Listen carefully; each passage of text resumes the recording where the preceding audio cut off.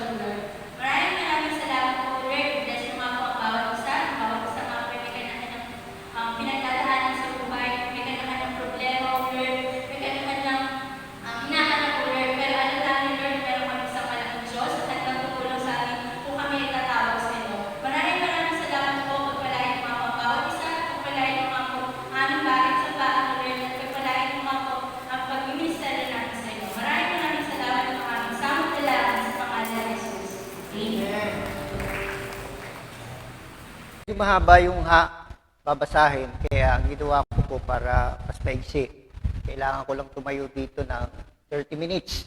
Ano ho? Ay represent na lang natin sa video clip. Napakaigsi po noon. At mas ayon kasi sa mga eksperto, ay kapag napakinggan lang daw ang salita, makakakuha ka lang ng 20 to 10% yata.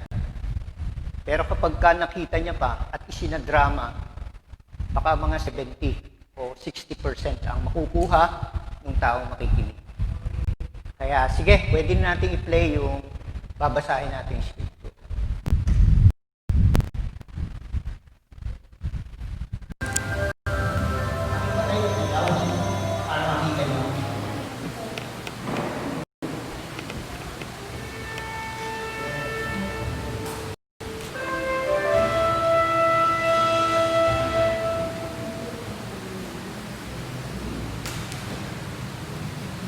The Israelites, descendants of Abraham, fled to live in exile in Egypt due to famine. The Egyptians were terrified of the Israelites' expansion, so they enslaved them. The Israelites could not bear the torture and prayed to God.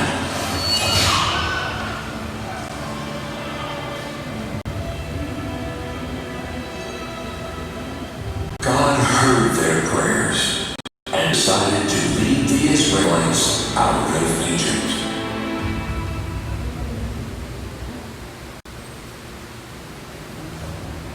He then called on Moses. Moses, now therefore, behold, the cry of the children of Israel is come to me, and I have also seen the oppression with which the Egyptians oppress them. Come now, therefore, I will send you to Pharaoh, that you may bring forth my people, the children of Israel, out of Egypt. Moses went to see the Egyptian Pharaoh with God's command. But the Pharaoh would not agree to release the Israelites. The stubborn Pharaoh did not give in until God moves. The Israelites finally departed from Egypt under God's guidance.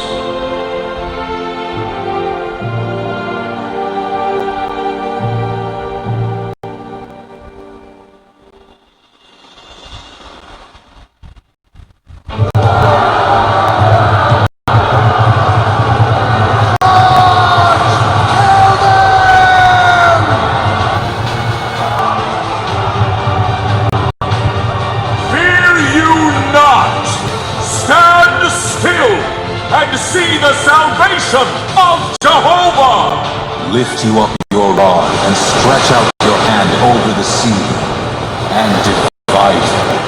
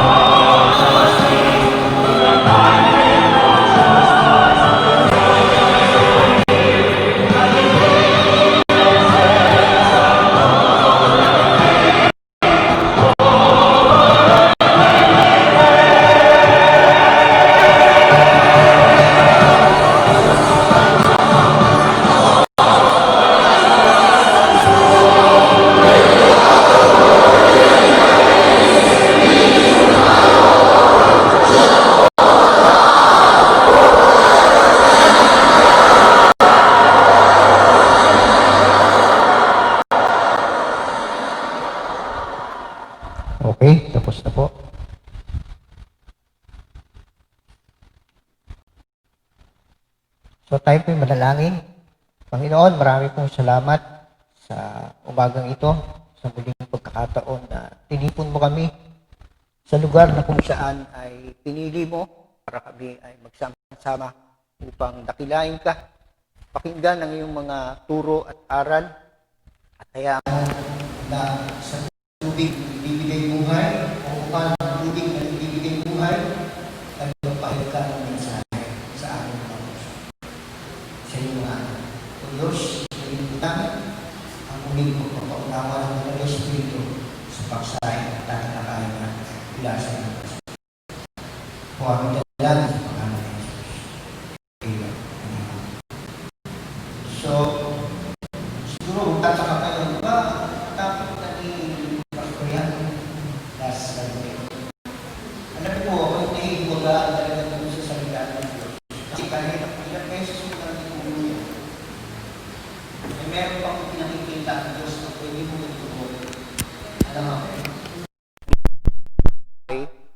Abay, may pinakita na naman ng Diyos na mensahe mula doon sa tinuro ko. Kaya po yun yung binuo kong sermon mula din po dyan sa talata na yan. Ang pamagat po ay lisanin ninyo ang Ehipto. At yan pong katagan na yan ay mapapansin po natin dito sa talata mula verse 10, 11, 12 ay 3 beses inulit. At hindi lamang po 3 beses inulit, kung susuriin nyo pa yung mga talata doon sa Exodus, napakaraming ulit na pinaalis sila ng Diyos sa Ehipto. Basahin ko ang ilan. Ang sabi sa verse 10, kaya papupuntahin kita sa Parao upang ilabas mo sa Ehipto ang aking bayan. Sa verse 11, sino akong harap sa Parao upang maglabas sa Israel mula sa Ehipto? Sa verse 12, hindi kita pababayaan. Ito ang magiging katibayan na ako magsugo sa iyo. Sa bundok ito, sasambahin ninyo ako kapag nailabas mo na sa Ehipto ang aking bayan. So, ang ating pong topic ay lisanin ninyo Ehipto. Get out of Egypt. Get out of Egypt. Umalis kayo dyan. Lisanin nyo ang Ehipto. Ngayon, ang tema ay, nilagyan ko po ng tema, bakit ba dapat lisanin ng mga Israelita ang Ehipto? At anong buhay mayroon sa Ehipto na ayaw ng Diyos maranasan o maimpluwensya sa buhay ng kanya natin? May 3 buhay ng mga matayang Hebreo ang tignan natin. Anak, mayroon na ayaw ng unan ng mga Israelita.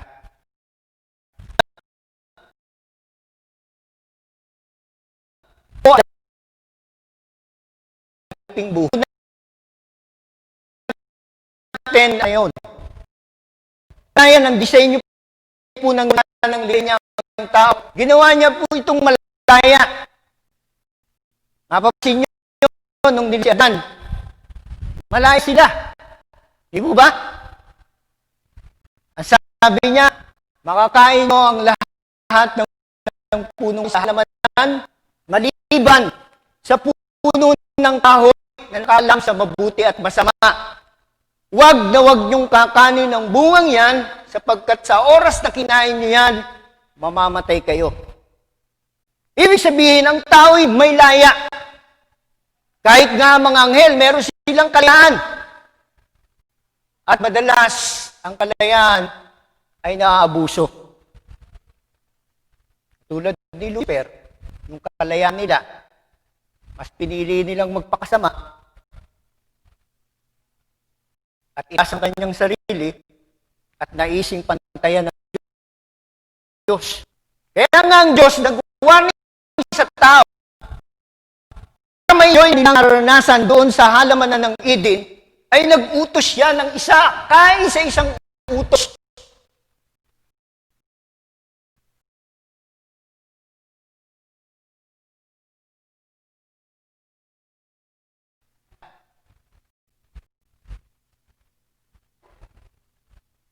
Ay ano po ang ginawa nila sa kanilang kalayaan? Inabuso nila.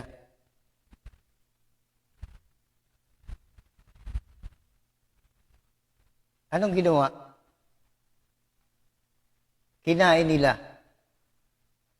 yung bungang ipinagbawal ng Diyos. Doon na po nagpasimula ang pagkaalipin ng tao. At napasama po nung lalagayang yaon, kung inyo pong susuriin ang naging epekto ng pagkakamaling yon ni Eva at ni Adan ay talagang ang naapektuhan noon ay sangkatauhan. At dahil doon pang mundo na sana ititirahan natin habang panahon, habang tayo nabubuhay dito sa mundo, ay hindi ma-enjoy ng tao. At makikita niyo yung kasaysayan. Kung magbubukas tayo ng kasaysayan at history, makikita natin ang kaguluhang naganap sa mundong ito. Lalo na ng panahon ng mga barbarian. Mabuti nga tayo ngayon, may mga presidente na, may mga batas na nagkukontrol ng kasamaan. Pero nung unang, kung sinong malakas, sila ang batas.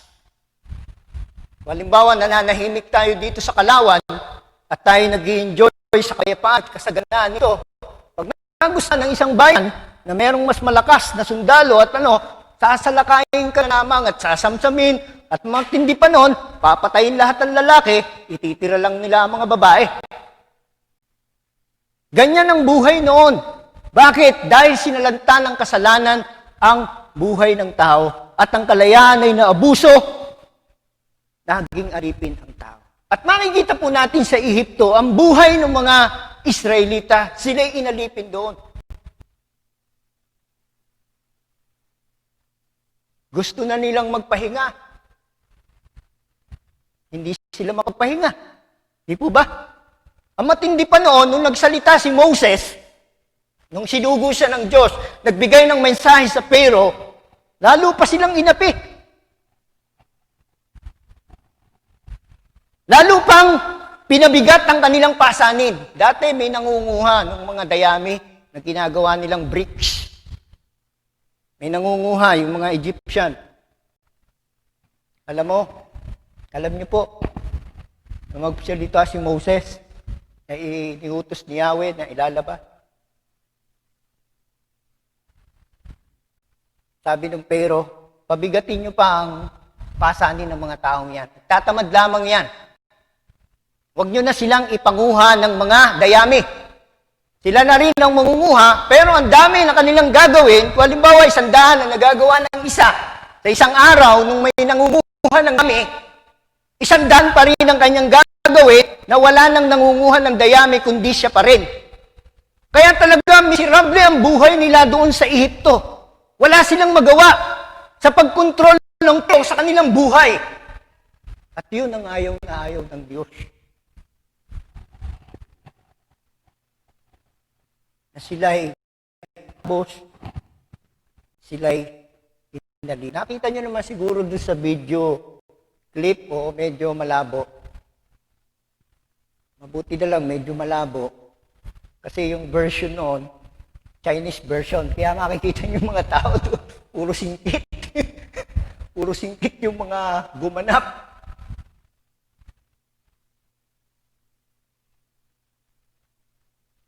So yun po, inalipin po sila. Ang Ehipto'y larawan na mapang-aliping buhay. Kaawa-awa ang buhay ng isang alipin. Wala siyang karapatan sa kanyang sarili.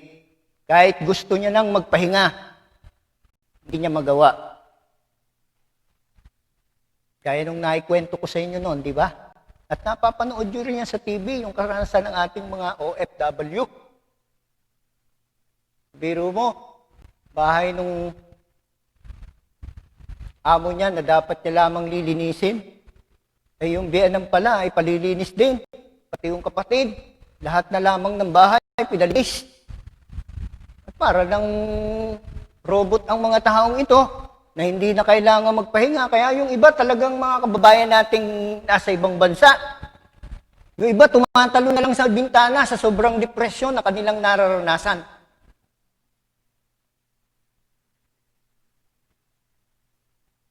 At ganito po ang karanasan na buhay nila sa Ehipto.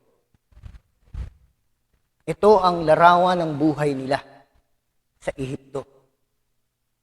At tayo din, nagmula nung nagkasala si Eva at si Adan, may umalipin din sa atin. Nakikita natin yan sa Romans chapter 7, verse 14. Ano sabi ni Paul doon sa chapter 7, verse 14? Hindi ko maunawaan ang aking sarili, sapagkat hindi ko ginagawa ang mabuting ibig ko. Bagkus ang hindi ko ibig ang siya kong ginagawa. Sinasangayunan kong mabuti ang kautusan.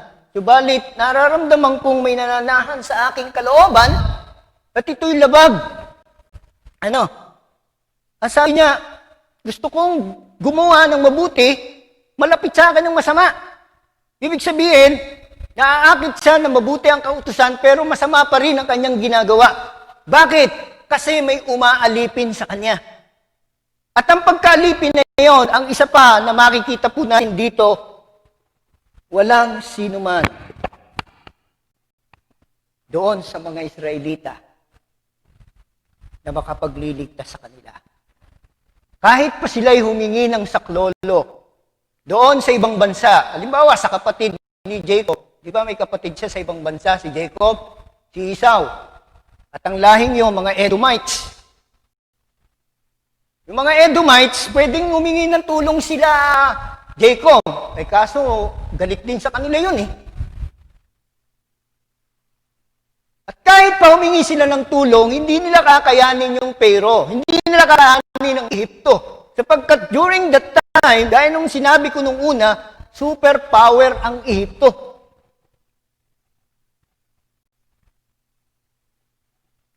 At tanging pinakamakapangyarihan lamang kamay ang makapagpapalaya sa kanila sa pagkaalipin na yun. At yun ay walang iba kundi ang Diyos.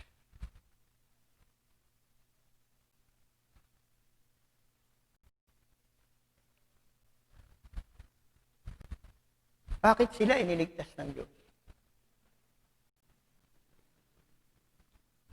Kasi mahal sila ng Diyos. Meron siyang covenant sa Israel. At ang covenant ng Diyos, hindi na kinakalimutan.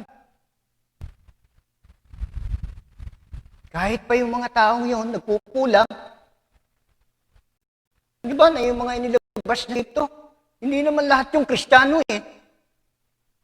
Meron nga doon na gusto pang bumalik ng Ehipto eh. Kaya nga may sinabi si Paul tungkol dyan sa mga nakatawid na yan ng dagat, hindi lahat ng mga lumabas sa Ehipto ay masasabing mga anak ng Diyos. Kasi meron doon mga nagrebelde talaga. At meron doon talaga na mga hindi tunay ang pagkakilala sa Diyos. Eh, bakit niligtas sila ng Diyos? Because of His faithful covenant. Faithful siya sa kanyang covenant. At hindi niya yun binabalik.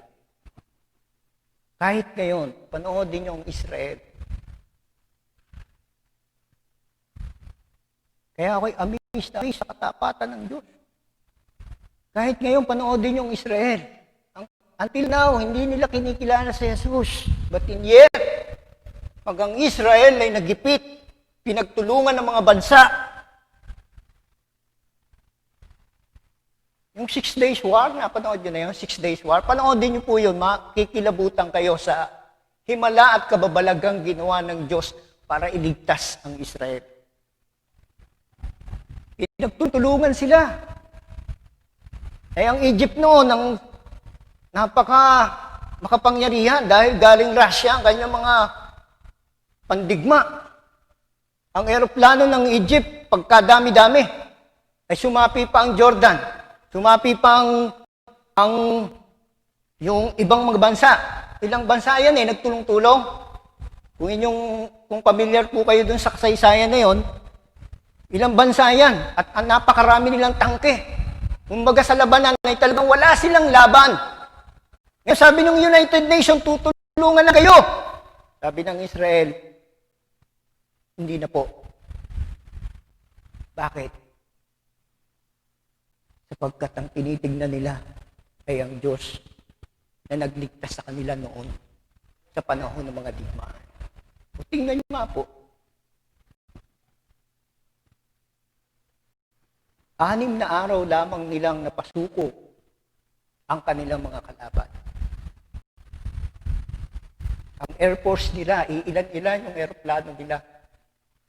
Pero hindi nila napalipad lahat yung mga eroplano ng kalaban. Bakit? Kasi may ginamit silang bomba dun sa war na yon.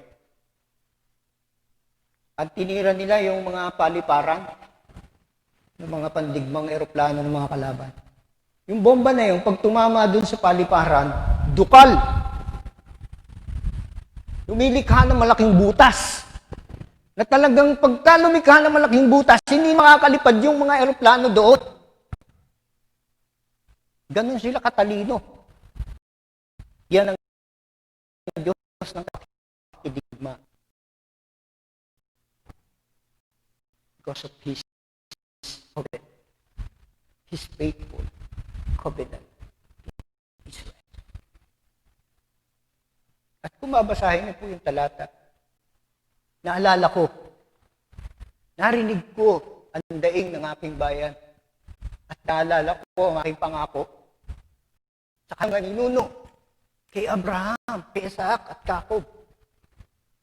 Kaya bumaba ako para iligtas sila. At ito'y may kinalaman din sa ating buhay. Ito'y ang espiritual na kahulugan nito, yung pagpapalayang ito, yung pagpapalayang ginawa ni Kristo sa atin. Tayo'y alipin din ng kasalanan para tayong nasa Ehipto na talagang hindi tayo makakawala sa pagkaaliping yaon. Kaya nga sabi ni Pablo doon sa Romans, tutuloy ko, sabi niya, sino ang magliligtas sa akin sa katawang ito na nagdudulot ng kamatayan? Kahabag-habag ang kalagayan ko. Sino? Sabi niya, ang Diyos. Salamat sa Kanya sa pamamagitan ni Jesucristo na ating Panginoon. Yan ang Kanyang inaccomplish dun sa krus ng Kalbaryo. Kaya kahit anong hirap tiniis ni Jesus, kahit ganong sakit ang maranasan niya, makalaya ka lang, matanggal lamang yung kamandag ng kasalanan sa iyong puso, ay ginawa niya yun para maranasan mo ang kalayaan. Dahil isang taong awa, dahil hindi niya magawa ang mabuting ibig niya, pagkus ang masamang hindi niya ibig ang kanyang ginagawa.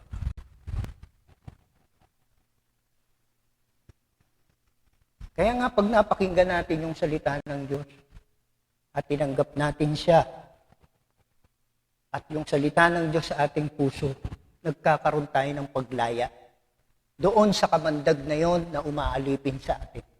Kaya mapapansin natin yung tunay ng mga naboborn again, yung tunay na nakakakilala sa Panginoon at nakatanggap ng tunay na salita ng Diyos sa kanyang puso at ito ay tumimo sa kanyang puso, mapapansin natin nagbabago. Di po ba? Nagbabago. Dating tambay, ano na ngayon? Dating ganitong buhay, ano na ngayon? Diba? Si Justin Bieber, si Manny Pacquiao, ano ba sa ating buhay nila? Si Hayden Ko, sikat na sikat, sa kalokohan, na ginawa noon. Pero nakarinig ng salita ng Diyos. Binago ang kanyang buhay. Ay, huwag na tayong lumayo. Tayo na lang mismo. Di ba? May baon tayong mga patutuo kung paano tayong pinalaya ng kapangyarihan ng Diyos. Ulitin ko, ang paglaya na yon ay hindi kaya ng mga Israelita. At ang kalayaang espiritual ay hindi rin natin kayang mag-isa. Tanging ang Diyos lamang ang may kakayanan gumawa noon sa atin. Kaya nga sabi sa Ezekiel 36, verse 26, bibigyan ko kayo ng bagong puso. Ang masuwayin ninyong puso ay papalitan ko ng masunuring puso. At bibigyan ko kayo ng aking espiritu upang makalakad kayo ayon sa aking nais at ayon sa aking kalooban. Amen ba? At Diyos lamang ang makagagawa niyan. Yan po ang buhay sa Ehipto. Ang Ehipto'y larawan ng buhay ng pagiging alipin. Kaya ang sabi ng Diyos, lisanin ninyo ang Ehipto. Umalis kayo dyan. Sa buhay na yan. Dahil tinawag ko kayong malaya. Ano ba ang kalayaan? Sabi dun sa ESP libro. Alam nyo yung ESP libro na binabasa ko, may connection sa Bible? Ang kahulugan ng kalayaan doon sa libro na yon, binabasa ko, sabi, ang tunay na malaya ay ang gumagawa ng mabuti. Ang tunay na malaya ay gumagawa ng mabuti. Bakit hindi naging malaya si Eva at si Adan? Kasi nga, gumawa na sila ng kasamaan. Anong kasamaan na nilang ginawa? Sinuway nila ang utos ng Diyos. Pero kung di nila yung sinuway at naniwala sila sa Diyos, hindi sana ganito ang mundo. Wala sanang sakim sa mundo. Baka tayo nabubuhay ngayong lahat ng masagana. Dahil walang mag-iimbot Ano? At tayo ngayon ay hindi mamamatay. Ano? Hindi ko lang alam kung puputi ang buhok. Baka hindi din. Ano? Hindi sana tayo mamamatay. Ang daming nawala sa atin nung nagkasala si Eva at si Adan. Wala ating kalayaan, wala ang ating dominion. Alam niyo ba na tayo ang namamahala sa mundo? Nung naloko si Eva at si Adan, ang nakapamahala sa mundo ay si Satanas. Nung namatay si Jesus sa krus, binagaw niya yun. Kaya sabi niya sa kanyang mga disciple, nung siya'y aalis na, humayo kayo. Binigay na sa akin ng Diyos ang lahat ng kapamahalaan. Sa langit at sa lupa. Natapos siyang mamatay. Kaya inuutusan ko kayo na humayo kayo, ipangaral ninyo ang mabuting balita sa lahat ng salig. Amen po ba? Yan. Ano pa po ang buhay sa Ehipto? Ang Ehipto'y larawan ng buhay ng maling pagkakilala sa Diyos. Tingnan nyo nga, nung ini-introduce ni Moses ang kanilang Diyos, ang tunay na Diyos na nagbigay sa kanila ng kaunlaran, ay maniwala yung pero. Mabuti pa yung mga unang pero. Alam niyo ba yung mga unang? Mababait pa yun. May pagkatakot pa yun sa Diyos. Lalo na yung pero na kumuha kay Sarah. Di ba kinuha si Sarah nung isang pero? Nung napaligaw sila dahil nagtagutom dun sa Kanaan, pumunta si Abraham, kasama niya si Sarah, at si Sarah ay maganda. At doon nagsinungaling si Abraham na ang kanyang kasama ay hindi niya asawa. Kapatid niya ito. Eh di yung pero, dahil alam niya na walang asawa ito, hindi asawa, nagandahan siya kay Sarah, kinuha ito, kukunin niyang asawa. Pero nung gabi, winalingan siya ng Diyos.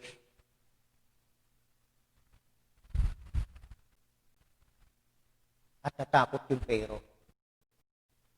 Kaya hindi niya ginalaw si Sarah. Pero itong perong to, nagpapakilala ng Diyos sa kanya. At ang tunay na Diyos na na nagbigay sa kanila ng kaunlaran. Ayaw talagang kilanlin. Ano ho? Mabuti pa si King Nabucodonosor eh. Ano, nung makakita ng kababalaghan, aba ay agad-agad di sumampalataya. Eh samantalang ito, nakakita na ng kababalaghan sa pamamagitan ng ahas, yung tungkod na naging ahas, aba ay nagagaya ng mga salamangkero ng Ehipto. Nagagaya nila. Aba ay nung tumagal yung hindi na nila magaya, yung pagpapalabas ng niknik, pagpapalabas ng mga langaw, hindi na nila kayang gayahin. Ang sabi ng mga salamangkero nila, kamay na ng Diyos ito. Hindi na natin to kaya.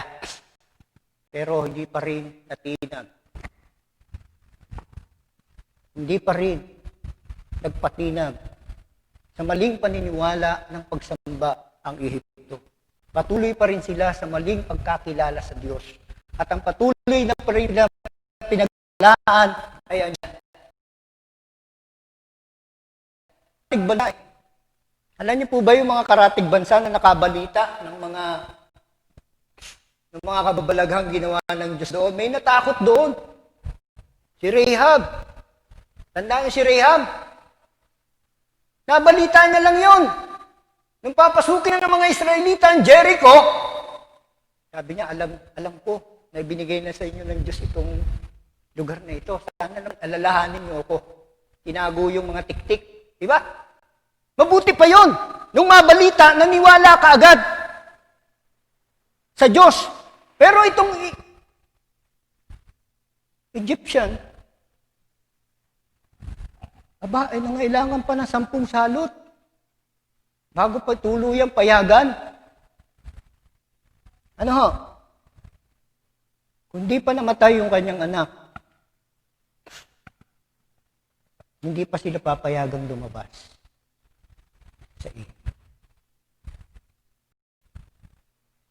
Ang Ehipto'y larawan ng buhay na maling pagkakilala sa Diyos. At pangatlo, ang Ehipto'y larawan ng mapagmataas na buhay. Mapagmataas na buhay.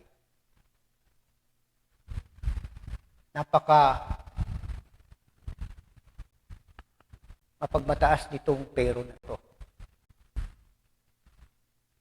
Ganyan naman ang tao pagka umuunlad. Ano? Pag yumayaman, tingin na nila sa kanilang sarili, ay talagang sila na ang pinakamakapangyarihan. Ano?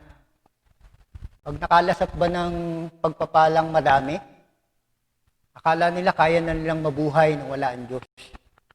At ito ang buhay ng mga Egyptian. Dahil sa kanilang kasikatan, dahil sa kanilang, alam nyo, silang may advanced technology sa pagsasaka. Siguro, tinuro yun ni Joseph na makalikha sila ng mga kagamitang modernong pangsaka. Kaya ang dami nilang napakarami pagkain sa Ehipto. At may istakan talaga sila ng malalaking istakan ng pagkain. Bunga ng pagkakagawa ni Joseph. Sa food security, talagang secure na secure sila. At dahil doon sa kanilang katanyagan na yun, dahil sa kanilang kasikatan, ay nagkaroon sila ng pagmamalaki sa kanilang sarili. At nakalimutan nila ang naghatid sa kanila ng pagpapala. At yun ay walang iba kundi ang Diyos sa pamamagitan ng mga Israelita.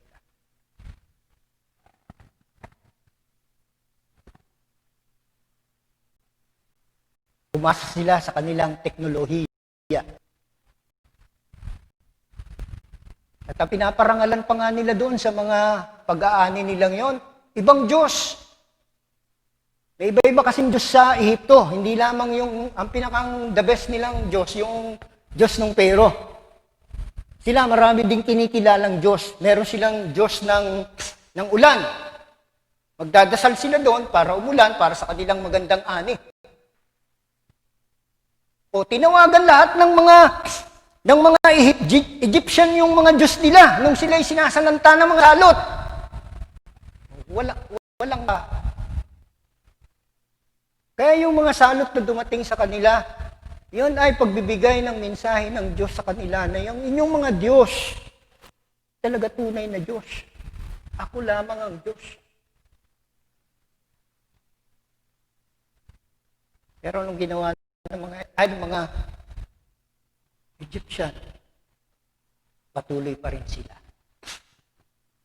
Nagpakataas po sila. At ang Ehipto ay rawan ng mapagmataas na buhay. Kung itong babasahin ng Biblia, sa Proverbs 16, verse 5, tignan natin saglit. Proverbs 16, verse 5. Makita niyo na po.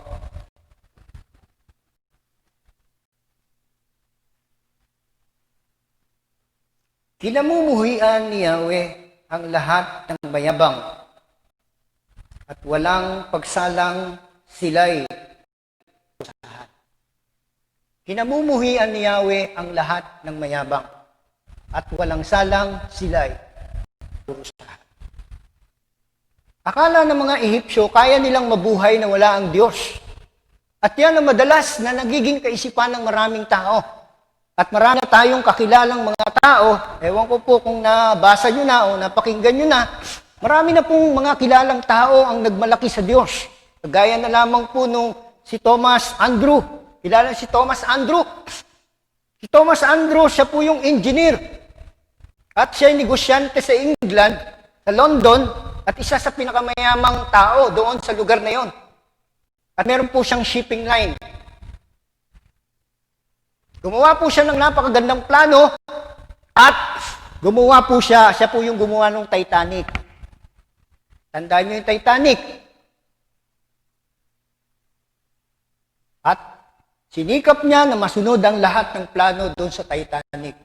Ngayon, nung maglalayag na yung Titanic, merong media na nagtanong, gaano po kaligtas ang sumakay sa inyong barko na ipinagawa? Sabi ko, pagmamayabang na sinabi niya, ligtas na sumakay sa aking barkong pinagawa. Dahil even God cannot sink my ship. Dinamay pa ang Diyos. Nananahimik. Sabi niya, even God cannot sink my ship. O timo nga, kauna-unahang paglalayag niya. Alam niyo kung saan nabangga lamang yung barko? Sa yelo. At mismo yung gitna ng barko na yun, nabaak na ating ganon. At lumubog, kasama siya sa lumubog, at ang bangkay niya ay hindi na nakuha kailanman.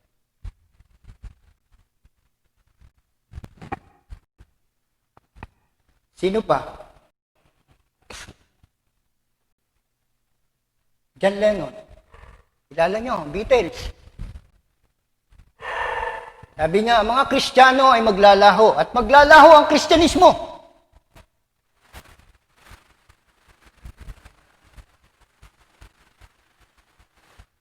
At kami, mas sikat pa kami kay Jesus. Pagkatapos ng linggo, matapos niya sabihin ang kataga na yun, may pumunta sa kanilang bahay, binaril po siya. Patay. Nasaan ngayon ang Beatles? Pagsak, di ba? Nagkahiwa-hiwalay.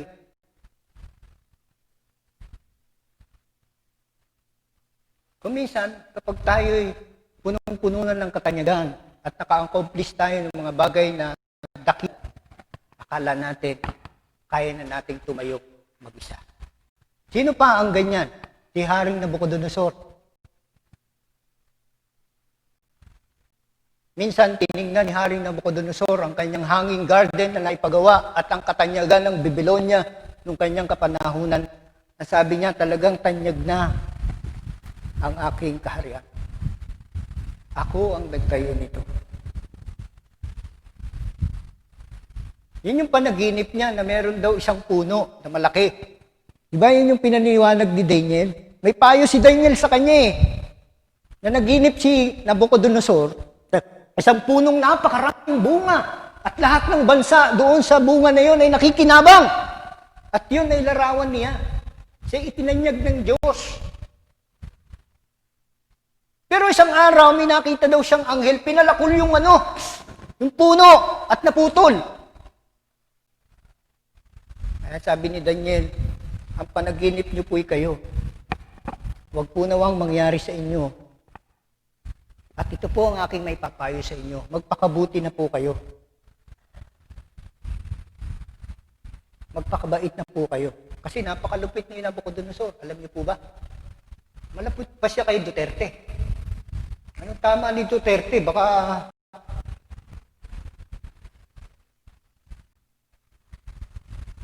ang payo sa kanya ni Daniel, magpakabuti na po kayo. Isang araw, siguro, na ano siya nung kanyang damdamin sa katanyagan ng kanyang bansa. Sabi niya, ako nagpatayo at pagkara ay bigla po siyang nabaliw. Ano ho? At dahil baliw na siya, wala nang maniwala sa kanya sa palasyo, dinala po siya sa gubat at iginapos doon ng tanikala. At sa gubat po siya nag-iingay na parang hayop doon nakatali. At siya ay mabasa ng hamog, maulanan, mainitan doon sa gubat na yon. At yon ay sa loob ng 7 taon. At minsan, nung ka-7 taon na, tumingala siya sa langit.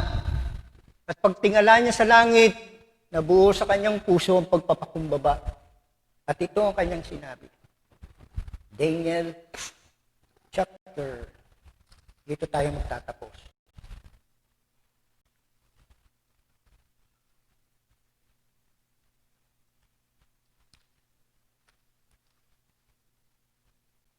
Teka lang, hindi ko makita. Daniel chapter 3 yata yun.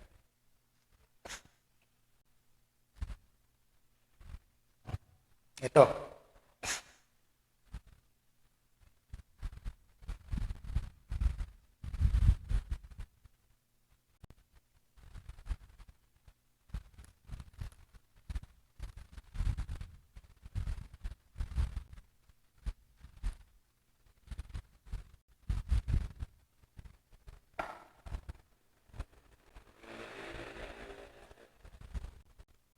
Sa chapter 4, verse 4. Pagkatapos ng takdang panahon, akong si Nabucodonosor ay tumingin sa langit at nanumbalik ang dati kong isip. Dahil dito, pinuri ko ang Diyos. Pinuro ko at pinasalamatan ang isang Diyos, ang nabubuhay magpakailanman. Ang paghahari niya ay walang hanggan. Ang pamamahala niya ay walang katapusan. Lahat ng nabubuhay ay walang halaga. Ginagawa niya sa hukbo ng langit ang balang maibigan niya. Walang maaaring mag-utos sa kanya ni makapagsisiyasat ng kanyang ginagawa. Nang manauli ang aking isip, nanumbalik din ang aking karangalan at kapangyarihan. Muli kong tinanggap ang aking mga tagapayo at mga kanang kamay. Kaya't akong si Nabucodonosor ay nagpupuri ngayon at nagpapasalamat sa hari ng kalangitan sapagkat lahat ng gawa niya ay tumpak at ang tuntunin niya ay matuwid, ibinabagsak niya ang mga palalo. Nakakuha siya ng aral. Subalit, ang hari ng Ehipto ay nagmatigas.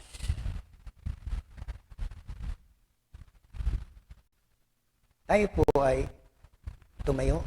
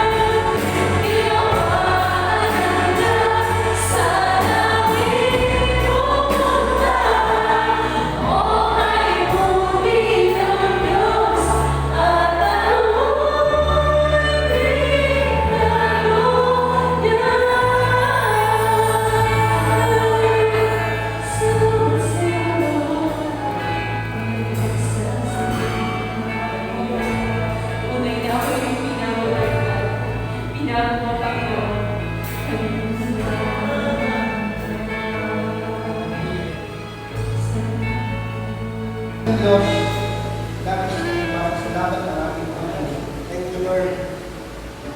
Dahil nakita mo ang aming kaawa-awang kalagayan. Tulad ng kanilang kaawa-awang kalagayan sa piling ng taong umalipin sa kanila. Sa piling ng isang makapangyarihang hari na wala silang magawang makaalpas at makawala sa kapangyarihang iyon. Ito'y larawan din ng buhay namin bilang mga naalipin din ng kasalanan noong una. Subalit bumaba ka, pinahayag ang iyong mga salita, at nang tinanggap namin ito sa aming mga puso, nakaranas din po kami ng paglaya. Tulad na paglayang naranasan ng mga Israelita doon sa Ehipto. At patuloy na ipinaranas mo sa kanila ang iyong kabutihan. Patuloy na pinaranas mo sa kanila ang iyong pagtuturo sa iyong mga anak. At gayon din ang ginagawa mo sa amin sa ngayon. At napakaraming patutuong ginawa mo sa aming mga buhay na nagpapatunay na ikaw ay tapat, na ikaw ay mabuti, ikaw ay mapagkalinga. At sa panahong kami nagmamataas, kami iyong tinuturuan na magpakumbaba. At maraming salamat sa iyong napakahabang pasensya na ginagawad sa amin upang kami ay patuloy na maging kawangis ng iyong anak na si Jesus. At tulungan mo kami sa aming paglalakbay na ito sa buhay, patungo do sa buhay na walang hanggan, ay maging marapat kami sa biyayang pinagkaloob mo sa amin. At matutunan namin ang lumakad na may kabanalan sa isip, sa salita at sa gawa. O Diyos, salamat po, purihin ka sa pangalan ni Jesus. Amen and amen.